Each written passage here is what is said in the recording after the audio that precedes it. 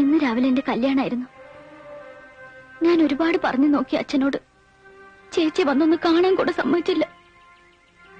ചേച്ചി ആഗ്രഹിച്ച അച്യുതേട്ടൻ എന്തൊരു വെട്ടിയാ. മൂപ്പർക്ക് എന്തുകൊണ്ടും ചേരുക ഞാനാന്ന് ഓർക്കണ്ടായിരുന്നു. മോളെ, അച്ഛന് സമാധാനായി. ഇനിയൊരു കുടിയൊഴിപ്പിക്കൽ ഉണ്ടാവില്ലല്ലോ. പോരെങ്കിൽ ഇപ്പോ മരുവിന്റെ വീടും സ്വത്തും നോക്കി നടത്തുന്ന എന്റെ അന്തസ്സും. നിനക്കിഷ്ടമല്ലാതെ ഇഷ്ടവും ഇഷ്ടക്കേടും എന്നെ പോലൊരു പെണ്ണിന് അങ്ങനെയൊക്കെ ഉണ്ടോ? കിട്ടിയത് മഹാഭാഗ്യം എന്ന് കരുതല്ലാണ്ട്. ഭർത്തി ചേച്ചി വിളിക്കണം.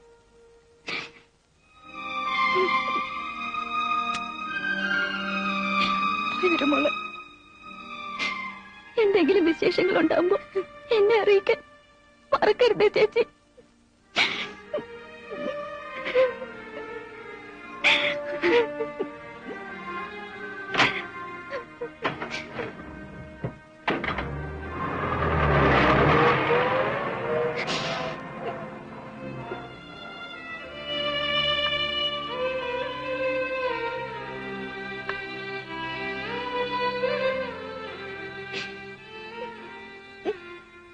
അവൾക്ക് നല്ലത് വരാൻ പ്രാർത്ഥിക്കൂ.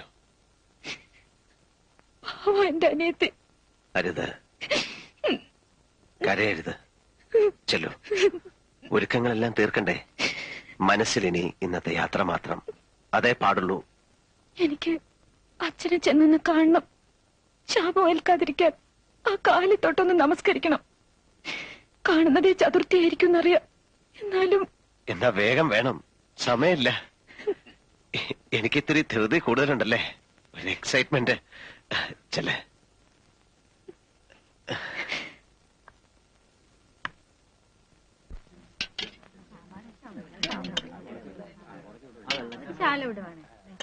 ഞാൻ പറയായിരുന്നേ, ഒരു കണക്കിന് ഈ അന്നദാനം നന്നായത്. ഒരു വിവാഹ സദ്യ എന്നൊക്കെ പറയുമ്പോ എന്താ ചെലവ്? പെട്ടെന്നെടുത്ത തീരുമാനമായിരുന്നല്ലോ. ആരെയും വിളിക്കാനും പറയാനും ഒന്നും പറ്റിയില്ല. പിന്നെ നോക്കിയപ്പോഴേ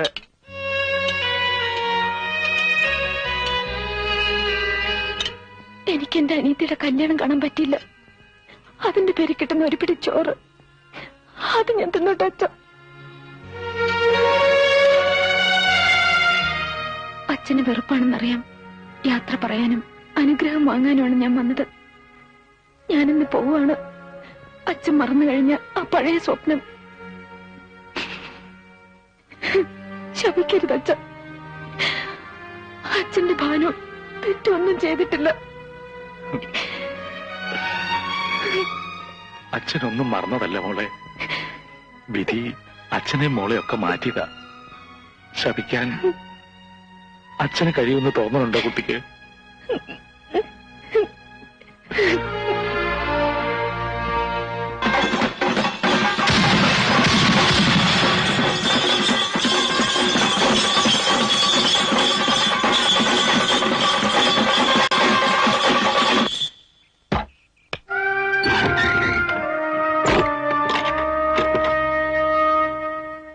എന്തൊക്കെയോ മറന്ന പോലെയുണ്ട്.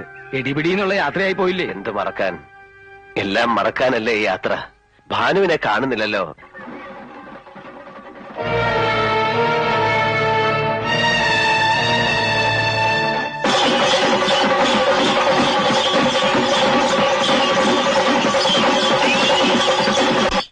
എന്താ ഭാരതി ഭാനു കാണിച്ചത്?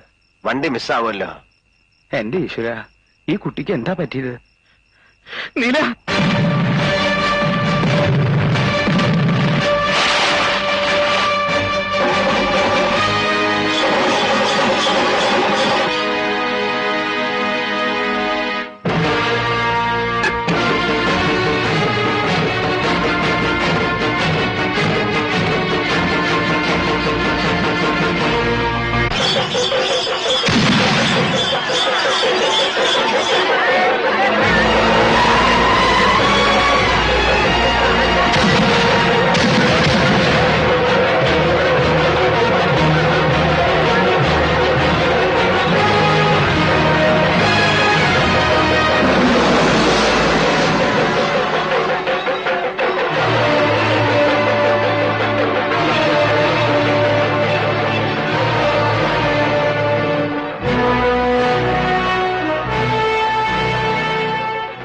വന്നു അല്ലേ? ശേഖര, ഭാനുമതി അവളെ ഒന്നും ചെയ്യരുത്. എന്ത് ചെയ്യാൻ? അത്തരത്തിലൊരു ഊച്ചാളി അല്ലടാ ശേഖരൻ. നിന്നെ ഇവിടെ കൊണ്ടുവരാൻ എനിക്ക് അങ്ങനെ ഒരു വഴി നോക്കേണ്ടി വന്നു, അത്രേ ഉള്ളൂ. അവളെവിടെ? ധൃതി വെക്കാതെ അവൾ ഇവിടെ തന്നുണ്ട്. കഴിഞ്ഞ കൊല്ലം ഇതേ ദിവസം നീ അലങ്കോലമാക്കിയ ഉത്സവം, അന്ന് നാലുപാടും വിരണ്ടോടിയ അതേ നാട്ടുകാർ. ഇക്കുറി നിന്നെ എനിക്ക് ഇവിടെ കിട്ടണമായിരുന്നു.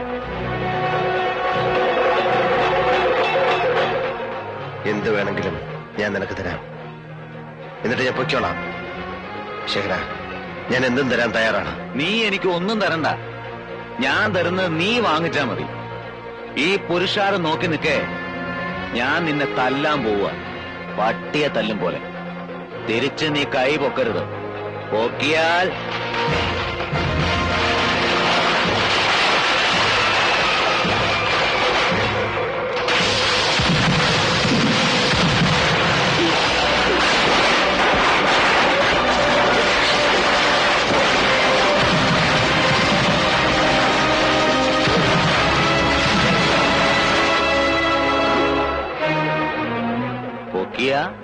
വെടിമരുന്ന് പോലെ കത്തും. അവളുടെ കരച്ചില് പോലും പിന്നെ നീ കേൾക്കില്ല. നീലകണ്ഠനെ ശേഖരൻ ജയിക്കുന്നതിന് ഈ ആളുകൾ മുഴുവൻ സാക്ഷിയാവണം. എന്നാലേ എന്റെ കലി തീരൂ.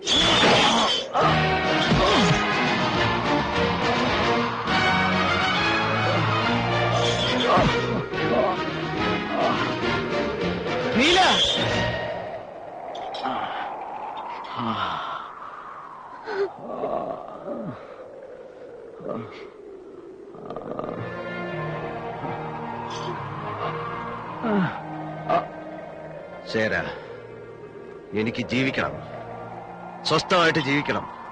അതിന് തടസ്സം നിൽക്കാൻ ഇനി നിന്റെ കൈകൾ ഉണ്ടാകരുത്. അതുകൊണ്ട് ഞാനിത് എടുക്കുക.